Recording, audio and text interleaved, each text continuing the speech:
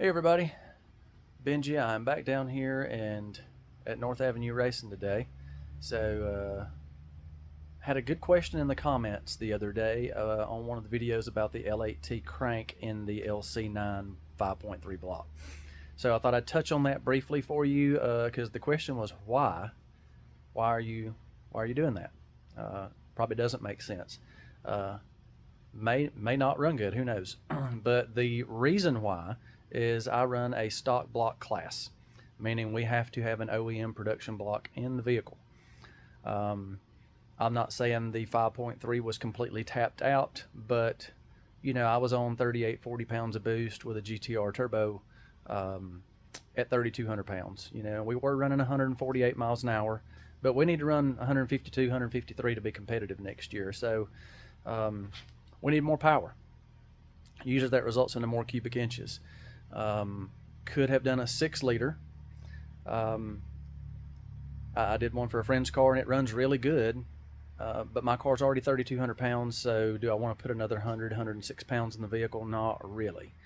Um, Contemplating going to methanol as well. I've had several guys we race with when they go to boring a 6 liter block like 30 over.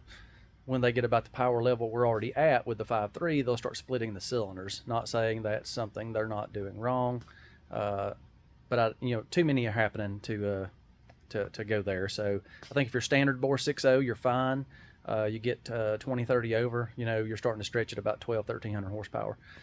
So that being said, we have to come up with a way to make more power and keep a stock block. My budget does not allow for doing a Darton sleeved engine. We could do that. It's just expensive. You end up with more in a stock block than you would have in a dart block, honestly. At least what I've been priced. So that being said, I thought we'd go with the L8T Crank, which is a little more stroke. It's 3.86 compared to the 3.62, in the 5.3. So essentially this will be a 350-inch motor from a 328. So not a huge gain, 22 inches, but when we're making 4.5, 5 horsepower per cubic inch, it's a little bit. So hopefully it'll spool the turbo better, make a little more torque, and hopefully it's going to run like a 6 liter, but save me 100 pounds. Another question I got was why not just do a whole L8T engine? So that being said, from what I understand, I haven't really weighed anything myself. The L8T block is about 52 pounds heavier than a 6 liter, which is already 106 pounds heavier than my aluminum 5.3. So here we go back to even more weight in the car. Not to mention that my hot side and everything's done for the LS. Don't really want to get into changing all that stuff around. So this is about as budget minded as I could do this, was the whole idea. That being said, somebody did just purchase the 5.3. So I had a little extra cash, so we did splurge for some better cylinder heads and a couple other little things. So I'll do a video on that and show you guys when we get ready to assemble this thing. So just mainly touching on why, and I have tried different combinations. So in my opinion, the LS world is not well, we might as well say it's cookie cutter. I mean, because they're everywhere. We've been doing them for a long time, but we haven't reinvented the wheel. They're a good, they're a good platform. That being said, we can all get on Facebook and message boards and YouTube and whatnot, and it's the generation of spoon feed me everything. So you can get on there and everybody will tell you, oh yeah, just stick a stage 2 turbo cam with a such and such turbo and yada yada and this torque converter and whatnot.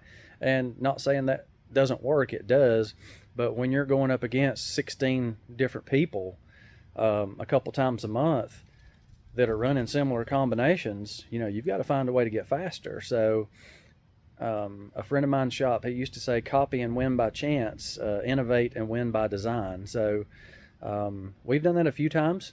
Me and Sam at Daffron Race Innovations, he wanted to do a D-stroke 6 liter years ago for my previous car, which had a very short wheelbase. It liked to wheelie. So we weren't really trying to, torque wasn't our friend. So we needed weight on the front end, so we did an iron 6-liter block and put a 4.8 crank in it.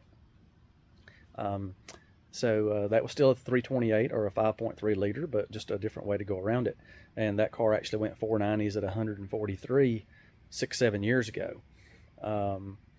And we actually ended up selling that engine to a friend. He put into a Mustang that was a good bit heavier than my old car, but it ran 5.0s for a long time before we finally bent the crankshaft. So, you know, you never learn anything new by copying everybody else. So sometimes it works out, and sometimes you have the new latest greatest deal for just a little while till somebody else comes along with something later or greater. So that being said, I hope that answered your questions for why. You know, we need more power, but don't need to add any weight to the car. And on top of that, budget, and just like trying different stuff, you know. So hopefully this works out and doesn't bite me on the ass. So we will see. And sorry this ran a little bit longer than I had planned, but I will have some more videos coming out. I'm going to try to, I'll probably bring some up with the car itself. Got a mock-up engine in there right now.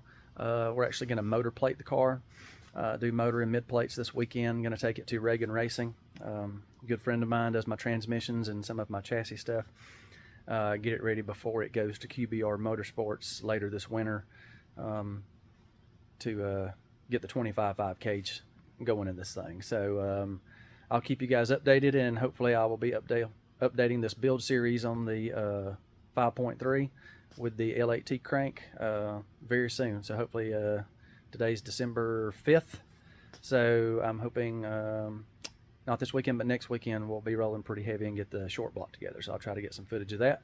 So comment, like, and subscribe.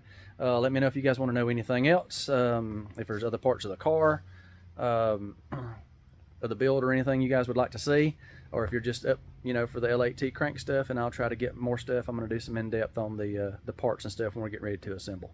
Show you guys what we're using, what we paid for it, where you can buy it. All right, have a good day. Thanks.